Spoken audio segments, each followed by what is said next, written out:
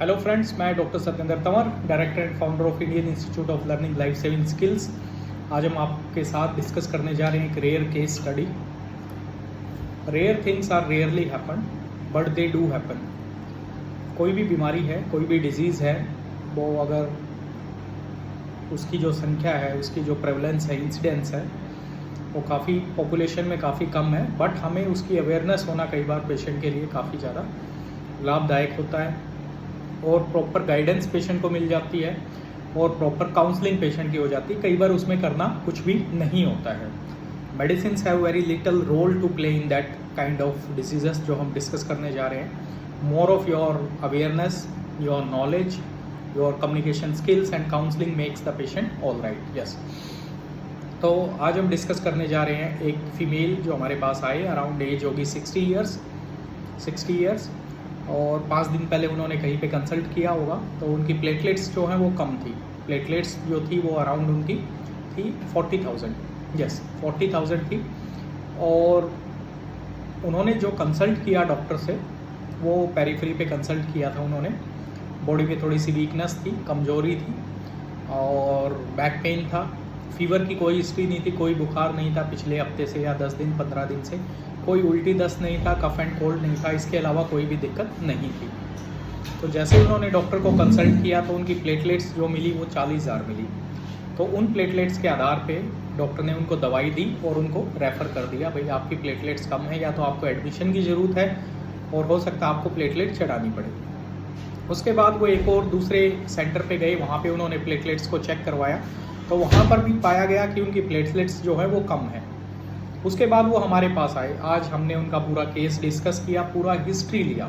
इसमें सबसे most important part है हिस्ट्री, प्रीवियस हिस्ट्री, पेशेंट का क्लिनिकल एग्जामिनेशन, थोरो एग्जामिनेशन और जस्टिफिकेशन विद द इन्वेस्टिगेशन हमें करना होता है। तो जैसे ही हमने उनका हिस्ट्री लिया कि क्या कभी इनको पहले भी कोई ऑपरेशन हुआ है या फिर कोई ऐसी सर्जरी हुई है, तो उनकी कोई सर्जिकल हिस्ट्री नहीं थी, कोई मेडिकल हिस्ट्री नहीं थी, उन्होंने कभी टेस्ट भी कुछ नहीं करवाए।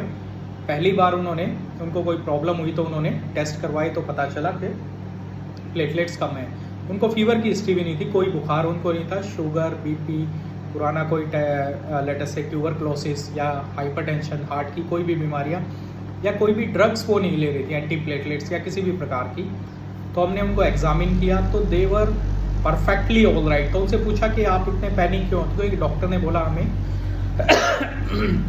कि हमें बताया गया कि हमें प्लेटलेट्स चढ़वानी पड़ेंगी और हमें एडमिट होना पड़ेगा, इसलिए हम दूसरे सेंटर पे हमारे पास आए।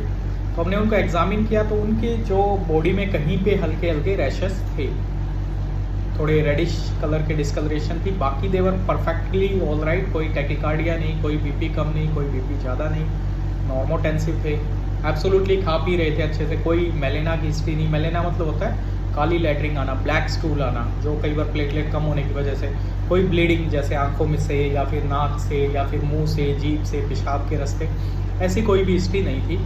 तो हमने उनको काउंसलिंग किया, सस्पेक्ट किया। तो इस बीमारी का नाम जो है आज हम डिस्कस करने जा रहे हैं उसको बोलते हैं ITP। ये एक ऐसी बीमारी है जो काफ़ी कम मात्रा में पाई जाती है, बट इसकी नॉलेज होना, अवेयरनेस होना प्रैक्टिशनर के लिए बहुत ही ज़्यादा इंपॉर्टेंट है, जिसकी वजह से क्या होता है, पेशेंट के अननेसेसरी रेफरल्स इधर से उधर होने की आवश्यकता नहीं पड़ती, एक चीज़। दूसरी, आप उसकी प्रॉपर काउंसलिंग कर सकते हैं, ये चीज़ इंपॉर्टेंट होती है। तो ITP मतलब होता है इम्यून थ्रोम्बोसाइटोपेनिक परप्यूरा या इडियोपैथिक थ्रोम्बोसाइटोपेनिक परप्यूरा, इसको दोनों नाम से लेबल किया गया है। तो इसमें बेसिकली क्या होता है, पेशेंट की जो प्लेटलेट है वो हमेशा कम रहती हैं। नॉर्मल प्लेटलेट की हम बात करें तो कितनी होती है normal platelet? Very good, 1.5 lakh से 4 लाख तक नॉर्मल प्लेटलेट होती है। तो इनकी प्लेटलेट आप कभी भी चेक करवाओगे आपको नॉर्मल नहीं मिलेंगी। Never touches the base line. अगर ये बेस लाइन 1.5 लाख की है, ये 4 लाख की है, तो they are always lesser than 1.5 lakh, मतलब 1.5 लाख से हमेशा आपको कम ही मिलेंगी।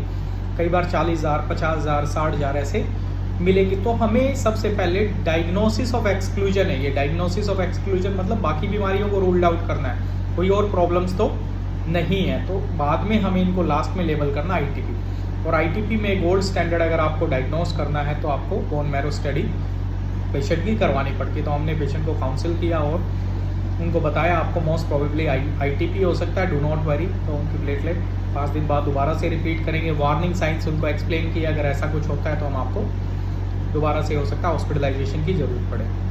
तो ये केस स्टडी था आईटीपी को लेके, तो we must know this information. कई बार हमारे पास केस आ जाते हैं। सबसे बड़ी प्रॉब्लम कहाँ पे आती है? सबसे बड़ी प्रॉब्लम आती है डेंगू सीजन में। यस एग्जैक्टली, डेंगू सीजन में कई बार ये पेशेंट किसी दूसरी प्रॉब्लम के साथ आते हैं, और जो सीबीसी टेस्ट है वो इतना कॉमन टेस्ट है कि कोई भी टेस्ट करवाते हैं तो हम सीबीसी जरूर लिख देते हैं। लिखते नहीं लिखते, सीबीसी लिख देते हैं। तो सीबीसी में फिर प्लेटलेट इनकी कम पाई जाती है और सीजन डेंगू चला हुआ होता है, तो तब हमारा ध्यान जाता है कि इनको डेंगू तो नहीं है। डेंगू करवाओ, डेंगू नेगेटिव आता है, NS1AG, IgM, IgG ये नेगेटिव आएंगे, या दूसरे कोई वायरल प्रोफाइल है, सब कुछ इसमें नॉर्मल आएगा। कई बार ये प्लेटलेट काउंट इतना कम दिखाते हैं, लेट अस से 18,000 20,000, तो कई बार इनको प्लेटलेट ट्रांसफ्यूजन भी हो जाता है, दैट इज़ वो कई बार एडवाइजेबल नहीं होता। तो ऐसे टिपिकल केसेस को हमें स्टडी करना चाहिए, so that we can give best to our patients. So hope you like this video, share it to the maximum all practitioners so that can be helped. So thank you very much. Keep connected with Indian Institute of Learning Life Saving Skills. Will give you the best of the knowledge. Thank you very much.